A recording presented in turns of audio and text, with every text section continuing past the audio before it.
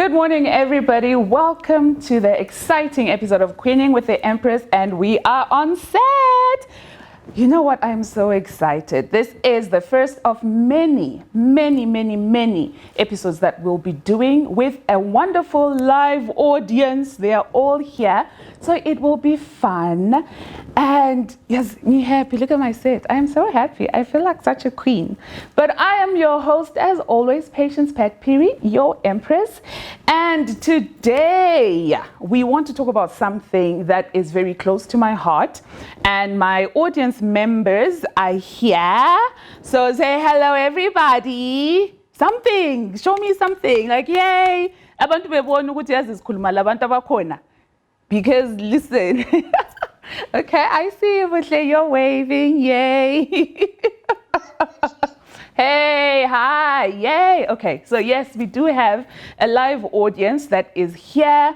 And today we want to talk about consent culture, rape, and the safety of women. This is a subject that is close to my heart because I am a woman, believe it or not, and my safety is of concern. And it worries me because when I think about it, it's something that somehow people think it's not important. But when I was growing up, Nikula, as a young girl, I was taught how to dress. I should always dress appropriately. I should not walk by myself. I should not walk in dark corners. I should not talk to strangers. And in a way, that made me feel afraid, mostly of men, because the idea was that men would be the ones that would be perpetrators. And I don't recall at any point boys being taught ukuthi labo when you leave home ungachayi umntana abantu ungabambi umntana abantu. It's like boys had a different class. I don't understand why boys were taught something different. But now here we are many years later. I know recently on social media there was the issue of consent culture. Ukuthi sleeping over does not mean consent. And many people started talking about the issue of consent. What is consent and all those things. So we have beautiful people that are here, and to talk about this consent culture, I have an amazing powerhouse. Ubuhle benkosi Chabangu, she's popularly known as Umacha on social media, and she will be here and we'll talk about this consent culture, about safety of women, about rape. And the audience, please know that you are most welcome to put in messages. If you have something to say, just raise your hand up there digitally. I see you, and then we will talk about it. So Macha, welcome. Okay, so now I'm unmuted. Thank you so much for this, I think, very important discussion. Like you said, it was trending, I think, a couple of days or weeks on Twitter. And yeah, I didn't really actually participate, but I just sort of sat on the sidelines and was just watching from the terraces. So I think it's actually a very important discussion to have, and I'm just hoping that at least the audience will have younger women, because I think some of these conversations that we keep having, I think it's also important to have them with younger women. Well, I think there are many gray areas, so I think it's good to then also, because it's experience in Bijana, so it would be good to then also just have this conversation with younger women. So thank you so much for having me. Okay, let's get to it. My question is, what is consent? Do you know what? I want to ask you that. What is consent?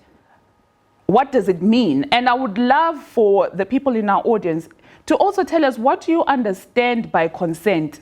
Consent, what is your understanding of it? So Macha, you will start us off. I think very simply put, consent is permission or agreement. So, for example, if you and I go out and we take a picture, so I can then, if I'm asking for consent, it will be like I'm then asking for permission for me to post the picture with you, because then you're not comfortable with me posting your picture on social media. Yeah, so that's permission.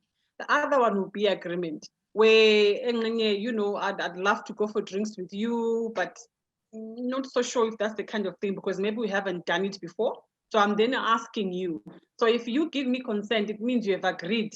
No, I agree, we'll go for drinks. So I think very simply put, it would be permission to do something, or agreement. Yes, I'm going to do this. I agree. If I give my consent, ngiyavuma ukuthi I'm going to do something. Okay, so consent is not just directed at sexuality and sex, because lately nxa abantu bekhuluma consent abantu bacabanga ukuthi it's just about sex. No, I think consent refers to many things, actually. Like the example I gave, it could just be a question of, we've gone out, we've taken pictures, and maybe or even our videos, yeah, and then maybe you're not happy with me sharing them. So that could also be a question of consent. I think the reason why we talk about it in the context of sexual consent is that I think that's the one area where it's very controversial. And I think for me, it goes back to our context. When you started, you gave the example of, when you're growing up as a girl, you're told, so you should do this. And then you're asking, but the same is not being said to boys. That's, for me, that then just points to a system that we operate in, which is patriarchy. We live in a patriarchal society. So therefore, most of the things that happen in our society are for the benefit of men. I mean, look, once in a while, there will be victims. Look, I'm not worried. But most of the times, they're actually beneficiaries. So one of those benefits, I think one of the benefits for men of being in a patriarchal society is that there's this general agreement, as a way of perception, which they own women. Yeah. So for example, if you are, we are in a bar, wherever we are, and a man says we have a phone, and you say no, it becomes an issue, because it's assumed that they own you, so you must dance to their tune. So I think this is why when it comes to sexual consent, it then becomes a problem. Well, but already, going back, maybe let me just go back to the example you gave on social media, where they're talking about which is sleepover. The reason why that would be a problem is very simply that generally, good society, there is that, because we're in a patriarchal society. Once you agree, we are going out, the assumption is that consent is continuous. It's like that. Once you consent once, that's it. Yeah. It's a multiple entry. Kungani visa, multiple entry. Yeah, Mina, I think that consent is a continuous process. The fact that I've given consent on day one doesn't mean that on day 5 I'm also going to give consent. So I think this is a process of us, something that I think both men and women, we have to learn and unlearn. Uguti, just because we are in an intimate relationship doesn't mean Uguti, I'm consenting to whatever it is, whether it's sex or whatever it is happening within the relationship. And tied to that, I think we also have to remember, when we're having these kinds of conversations, why is consent even a big issue? Because the first thing, if you remember, we always have these statistics from UN Women. At least 1/3 of every woman has been a victim of violence against women, whether it's sexual abuse or rape or any sort of abuse. People have been victims, and I think these are the numbers of reported cases, obviously. So you begin to think about it. Them obviously must be more other cases that haven't been reported. So I think this is why it is important, even for the women. It's not just for the men. I think even for the women, to understand the fact that we are dating, we are boyfriend and girlfriend or partners, doesn't mean if I consent on day 1, I'm going to consent on day 2. I think consent is a continuous process. It involves continuous communication. Yeah. Okay. I would love to find out from the audience, if you are listening and I would love to hear, what is your thought of consent? What do you understand by consent? What do you understand by it? So raise your hand, and then I should be able to see you. And while we're talking about that, I would love to know, Macha, what is not consent? Because we've said what it is, what is it not? What does it look like if it's not? I think it's literally the opposite. It's like I said, good consent is me giving permission. So I think when we are saying what do we say is not consent, I think it's just me being with you. Like if we're talking about like in an intimate relationship, which is I think the major thing we talk about sexual consent. Me being with you is not an automatic, because I think that's the thing. Consent is not automatic. Okay. Yeah. So I think, yeah, it's not automatic. Doesn't mean that because I'm with you, even if I come to your house, it doesn't mean I consent to sex or whatever it is you want that particular time. So it's not automatic. And I think also maybe taken further as well, there are some sometimes you also have this kind of debate when it comes to people who are married or in long-term relationships, where the person will say, good, but how can you expect a husband to seek consent? So I think for me, that's the other issue, that's the other elephant in the room that we as a society have to address. Does paying lobola mean there's it's lifelong consent? Because for me, consent is not lifelong, because there are many things that happen in between sexual encounters or whatever it is. There are many things that happen in between. So and I withdraw my consent. So I think it has to be understood. Consent is it's not automatic, it's not lifelong, and I can withdraw anytime. I think it's something I have a right to. I mean, just like even with men, like, because it's not automatic that if we are dating, that we are going to want sex all the time. So I think fanana. So I think the challenge now is for the couples to find a sort of balance. How do you communicate? Yeah, consent, yes, I'm okay with it. No, I'm not okay with it. So I think that is the challenge we have. Okay, I hear. Luba, your hand is up. Do you want to unmute and join our conversation? Hello, everyone. Hi. Yes, like Macha has been saying, consent, not saying no does not mean I'm saying yes. Okay. So I think that's where consent comes in, because I didn't say no, it doesn't mean I said yes. Saying maybe as well is not consenting to something. Consent is when I can actually say, yes, I can agree that we can do this together. That is what consent is, and that is what it means. So there is this misconception that people always assume that because she didn't say no, she likes what I'm doing. Maybe she doesn't like, or he doesn't like what you're doing, but then he's trying to say it in a way nicer manner that does not put you off balance or make you think that she's seeing herself as a victim. So consent has and should always be verbal. Me saying, yes, we can do this. That's what consent is and what it's supposed to be. Wow, thank you for that, Luba. Vu, your hand is up. Please unmute and join us in this conversation. Hi, everybody. Hello. Just to add on what everybody else has said, I also think consent is not about reading between the lines. Consent is black and white. It's either somebody is consenting or they are not consenting. So you cannot say, but I saw the way you were walking. I thought you wanted, or I thought you were okay. Or, but remember that message you sent last night. I thought you were, there's no reading between the lines. There's no assuming whatsoever. It's either someone is consenting or they are not. It's just straightforward like that. Oh, wow. Thank you so much. Okay, so now we need to talk about how do we then... Sorry, can I just... Okay. Sorry, can I just come in there? Uh-huh. Just to, I like what the two ladies have said, and just to emphasize, Uguti, I think Uluba has raised a very important point. Uguti, I also think Uguti, we should emphasize the point Uguti, consent should be explicit.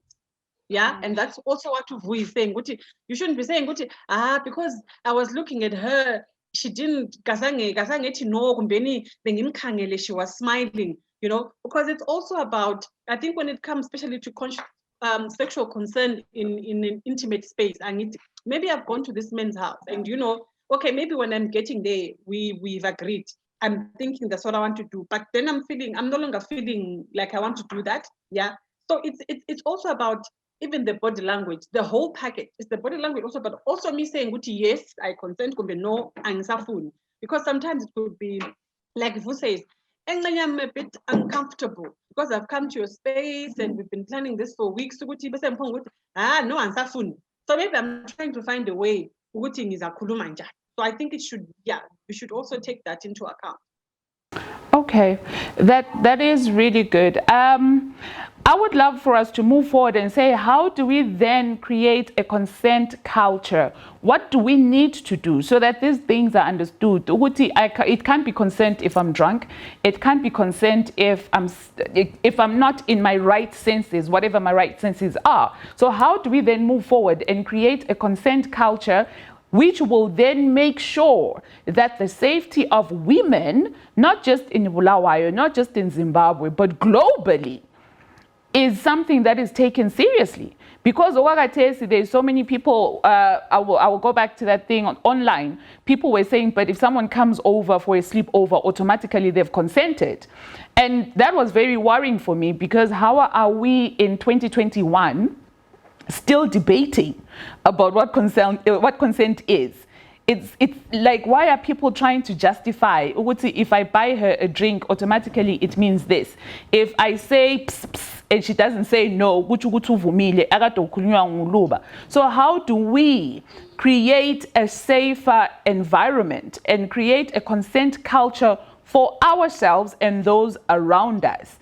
I will ask you, Macha, and I will ask Undi as well to come into the conversation after you're spoken, Macha. See, it's a sort of a difficult one. But, Mina, I'd like to go back, I think, to what we talk about from our feminist principles. Yeah, I think it's one of the things is about just education. Just having this is one of those things. We are having conversations. We share them online. We talk to people. We even have discussions with our children, the people around us. Because, like I said, going back to patriarchy is a system that we fight against, because there's a lot of things that go against women, a lot of things that make women uncomfortable, and put women's safety at risk. And I'm going back to my point, Uguti, the fact that we're in a patriarchal society which benefits men generally then have a sense of entitlement. Yeah, and I think that is a big problem. This is why men will say, but so when you're coming from wherever you're coming from, we are to my place, what were you thinking you're doing? So I think it's a question of starting to make people understand, and we start breaking down which consent is not lifelong, it's not automatic, it's something at every stage of the way. Yeah, and I think, remember, even when people are having the conversation on Twitter, someone was saying it's a continuous process where you ask the person, are you okay with this? Are you fine? Are you feeling okay, Kumbeni? We should do something else. Yeah, so I think it's a question of, just people understanding Guti consent is not automatic, it's not lifelong, it's a whole process. Yeah, but also at the same time, the example you gave about Muntu drunk, I think it's also understanding Guti consent is, I'm giving it when I'm like when I'm fully awake, like now, good I'm sober and everything. So that if I'm drunk and I can't even walk really, and then you say, no, but that's not consent. So I think we should even move away from this idea of consent being implied. I think we should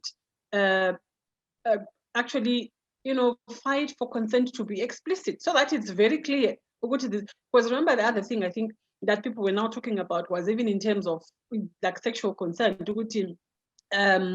Perhaps I consent to having sex with a man, right? And we agree we're going to use protection. So if he then takes off the condom without my consent, that's also an issue. Yeah. So this is where I think that gives us a very clear example of where I'm saying, even consent has got stages. It's not just a blanket consent. So if we discuss and we say we are going to have sex, we are going to use protection. If you then decide you're not going to use protection and I'm not aware of it, that's not consent. I think I would love to find out from everyone who's here by just raise your hand. You won't have to say anything. Just raise your hand there. Because according to the stats that Wutle was talking about, it is said that 1 in 3 women will experience some form of sexual violation by the age 15. So 1 in 3, there's about 18 of us here. Well, there's 19 because I'm here. There's 19 of us here. So if my maths is somewhat good, that would mean at least 6 of us have experienced some form of violence towards us. So I want to find out, do you as a woman in Zimbabwe feel safe? If your answer is yes, don't raise your hand. If your answer is no, please raise your hand so that we can see. Do you as a woman in Zimbabwe feel safe? So remember, yes is no hand raised, no is a hand raised. Okay, I'll put my hand up. I don't feel safe.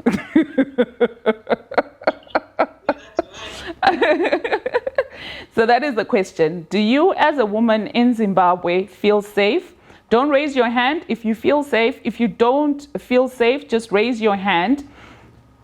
All right. So while we are still there, okay, hands down. The next question is, do you trust the justice system when it comes to the safety of women? Same rules. If you trust the system, don't raise your hand. If you don't trust the system, raise your hand. I don't trust the system when it comes to my safety. So the question, do you trust the system? Is it the cops? Is it judiciary? Njalo njalo. Do you trust the system that if something happened to you, you went and you reported, it would be dealt with accordingly? If it's yes, you don't raise your hand. If it's no, raise your hand. Wow, that's a lot of hands. Okay. Finally, my last question. If you were ever violated in any form, is it sexually, is it, I don't know, physically, is it whatever, would you report, would you make a report, be it at work, be it at home, be whatever? Would you ever report? If yes, please put your hand down. If no, please raise your hand up. If you were ever violated in any form, would you report? Is it at work, to superiors? Is it to the cops? Is it ngapi? Wherever would you tell someone? Would you ever talk about it? So if your answer is yes, put your hand down. If your answer is no, raise your hand. Would you ever report if you were ever violated in any form? So yes. Can I just come in there? On the last one, I think the last one is a bit tricky. Over if you're saying report, like I'm thinking, personally, like the police and what, highly unlikely. But I think I would then maybe come to you as a friend to say, Zana, this is what has happened, and then we sit and we try and see how we do it, or I approach a female lawyer or someone. But so that's sort of, I think my answer just goes to show, like the previous one, do we trust the system? I don't, because I think of what I've seen happening. So for example, I can give you an example, there was a story that came out in the Herald of a man, I think, who had raped a minor. I think the child must have been 6 or 7 years. So this guy is convicted, but he was sentenced to community service at a school. So my question was, but what kind of system is that? This person, Selim said to the very, like, it's like a hunting ground for him, really. He's going to go there and abuse even more children. Yeah. And then you have other examples, of course, where, it's during sentencing, magistrate they make these comments like saying, rapists should be taught to negotiate. But Umtanolana was 11, like, but 11 years, even if negotiating for 6, at 11, do they have the capacity to negotiate? So I think it's not as easy as like people would want it to be. Even when you go and report to the police, for example, Agula victim, I think now we no longer have the victim-friendly units. So you stand like the Emma police said, "Hey, Murukude, Diani," and you want me to be shouting from the back of the room, and I'm saying I've been violated. You know, that is in itself, I think it's a violation. So I think it just, for me, it goes to the point where, and I've said this, I think in many other platforms, the justice system really is not friendly towards women. It's just not. I think it's not structured with us in mind, for example, because I can give you an example. You think of an example, okay, like me, Ninja. If I've been validated, you sure I have my police and then I'm trying to report. They will be looking at me. The first thing, you know, because you see, I mean, it sounds silly, but there are certain things and perceptions that people have about women, and also because as women, we are more. Society looks at us with very, very critical eyes. With the same, they don't do the same for men. Yeah. So mina ngathi very what ube gogeni. She wanted it. Ulamanga.